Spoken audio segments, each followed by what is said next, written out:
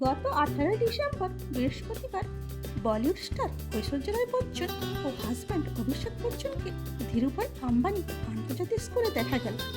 ঐশ্বর্য ও অভিষেকের একমাত্র মেয়ে আরাধ্যার ওই দিন স্কুলে বার্ষিক অনুষ্ঠান ছিল। অনুষ্ঠান দেখতে ঐশ্বর্য ও অভিষেক আম্বানি স্কুলে পৌঁছান। ওই দিন অভিনেত্রীকে ব্ল্যাক কালারের সালোয়ার স্যুটে দেখা গেছে, আবার অভিষেক বচ্চন হলুদ কালারের কোট প্যান্ট পরেন। খোলা চুলে হালকা মেকআপে অভিনেত্রীকে বরাবরের মধ্যে খুব সুন্দর দেখাচ্ছিল। পাশাপাশি বসে অনুষ্ঠান দেখেন আরাধ্যার বাবা মা। এমনকি কাপলকে মেয়ের অনুষ্ঠানের মুহূর্তগুলি ক্যামেরাবন্দি করতে দেখা গেছে। অনুষ্ঠান শেষের পর আরাধ্যাকে নিয়ে ঐশ্বর্য ও অভিষেক এক গাড়িতে করে বাড়ির পথে ফিরে যান। আবার কাপলকে অনুশান্তি ওমের দিওয়াঙ্গে দিওয়াঙ্গি গানে ডান্স করতে দেখা গেছে। ঐশ্বর্যের মা বৃন্দা রায়ও এই অনুষ্ঠানে উপস্থিত ছিল।